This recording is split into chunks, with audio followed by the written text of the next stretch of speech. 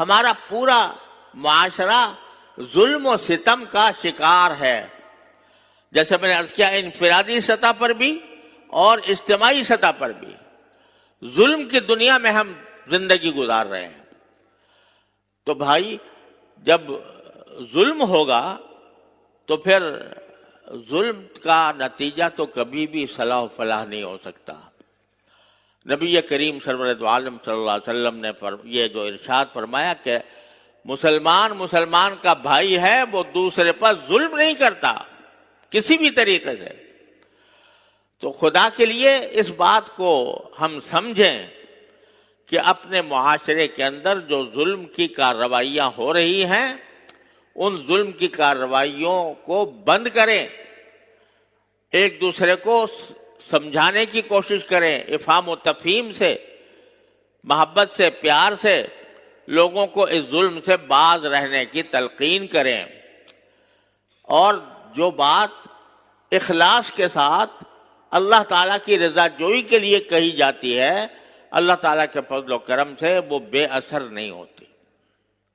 ہمارے حضرت شیخ الاسلام علامہ شبیر احمد صاحب عثمانی رحمۃ اللہ علیہ، جو اتنے بڑے عالم تھے کہ ان کے علم کا ہم لوگ تصور بھی کرنا ہمارے لیے مشکل ہے۔ علماء دیوبند سے جو اہل علم اللہ تعالیٰ نے تیار کیے، ان میں ان کا اسم گرامی سر فہرست ہے، شیخ الاسلام علامہ شبیر احمد صاحب عثمانی رحمۃ اللہ علیہ۔ ان کی کتابیں، ان کے خطابات، وہ ان کے شیخ الاسلام ہونے پر شاہد عدل ہیں۔ میرے والد ماجد رحمۃ اللہ علیہ فرمایا کرتے تھے کہ دارالعلوم دیوبند کے بانی حضرت مولانا محمد قاسم نانوتوی رحمۃ اللہ علیہ،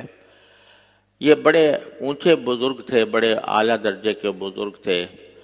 لیکن وہ جب کوئی کتاب لکھتے یا کوئی تقریر فرماتے تو وہ اتنے اونچے علوم ہوتے تھے کہ عام آدمی کی سمجھ میں نہیں آتے تھے، اتنے وہ دقیق علوم ان کی کتابوں میں ملتے ہیں۔ ان کی کتاب آب حیات ایسی ہے کہ اچھے اچھے علماء کو بھی سمجھنا آسان نہیں ہے اس کا۔ تو اللہ تعالیٰ نے ان کے علوم کو آسان کر کے پیش کرنے کے لیے دو بزرگوں کا انتخاب فرمایا، ایک حضرت علامہ شبیر احمد صاحب عثمانی رحمۃ اللہ علیہ، اور دوسرے حضرت قاری محمد طیب صاحب رحمۃ اللہ علیہ، جو دارالعلوم دیوبند کے محتمم تھے۔ ان دونوں نے حضرت نانوتوی رحمۃ اللہ علیہ کے علوم کو ہمارے لیے آسان کر کے پیش کیا، تشریح کر کے پیش کیا، اور لفظ یہ استعمال فرمایا میرے والد ماجد قدس اللہ تعالیٰ سرور نے کہ ان کو اللہ تبارک و تعالیٰ نے زبان بنا دیا تھا علامہ نانوتوی کی۔ بعض اوقات کسی بزرگ کے علوم اتنے اونچے ہوتے ہیں کہ اس کے الفاظ میں جب وہ بات کرتا ہے تو لوگوں کی سمجھنے میں دشواری ہوتی ہے، لیکن اللہ تعالیٰ اس کو کوئی زبان دے دیتا ہے، زبان دے دیتا ہے، یعنی اس کے علوم کو آسان کر کے لوگوں تک پہنچانے کی ذمہ داری اس کو دے دیتا ہے، وہ آسان کر کے پہنچاتا ہے۔ تو حضرت میرے والد ماجد قدس اللہ تعالیٰ سرہ فرمایا کرتے ہیں کہ علامہ شبیر احمد صاحب عثمانی رحمۃ اللہ علیہ کو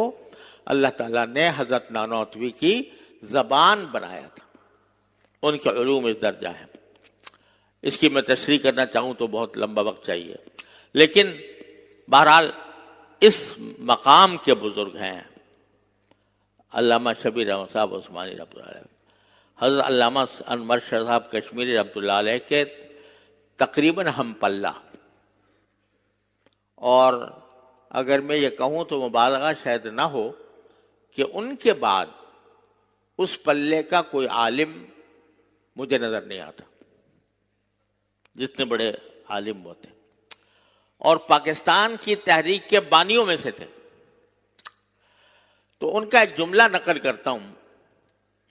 وہ جملہ فرماتے تھے، ہمیشہ لوح دل پر نقش کرنے کے لائق ہے کہ جب اگر کوئی بات، کوئی حق بات،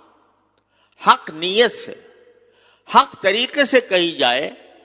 تو کبھی بے اثر نہیں ہوتی، لیکن 3 شرطیں ہیں۔ ایک یہ بات حق ہو، دوسرے اس کو بیان کرنے کا طریقہ بھی حق ہو. طریقہ بھی حق ہو یعنی جہاں محبت سے سمجھایا جا سکتا ہے وہاں محبت سے سمجھایا جائے، جہاں کچھ تھوڑی سی سختی کی ضرورت ہے وہاں سختی کی جائے، اور اعتدال کے ساتھ بات کی جائے. بات حق ہو اور بات کہنے کا طریقہ حق ہو اور نیت حق ہو. یعنی وہ حق بات اس لیے نہ کہی جا رہی ہو کہ لوگ کہیں بڑا بڑا حق کو آدمی ہے اور لوگ میری تعریف کریں کہ اس نے بڑی حق شاندار بات کہی ہے، لوگ میرے اوپر تعریف کے ڈونگرے برسائیں. یہ نیت نہ ہو،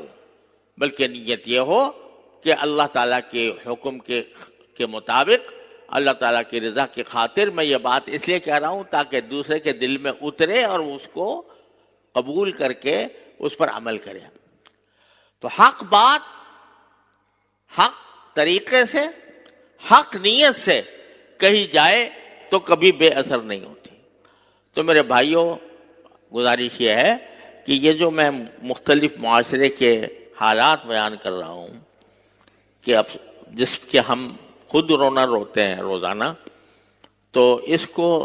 ختم کرنے کا طریقہ یہ ہے کہ جہاں جس جگہ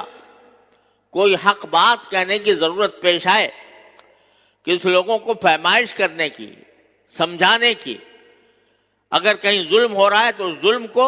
ختم کرنے کے لیے حق بات حق طریقے سے حق نیت سے پہنچانے میں کوتاہی نہ کریں. تو کم از کم انشاءاللہ ہم اللہ تعالیٰ کے ہاں مسئول نہیں ہوں گے. اللہ تعالیٰ کی بارگاہ میں ہم سے یہ سوال نہیں ہوگا کہ تمہاری آنکھوں کے سامنے ظلم ہو رہا تھا، تم نے اس کے بارے میں کوئی بات نہیں کی. تو اللہ تعالیٰ اپنے فضل و کرم سے ہم سب کو اس کی توفیق عطا فرمائے اور ہمارے معاشرے کو ظلم سے آزاد فرما دے اور حق و انصاف کا بول بالا فرمائے. وصلی اللہ تعالیٰ علی خیر خلقہ سیدنا محمد.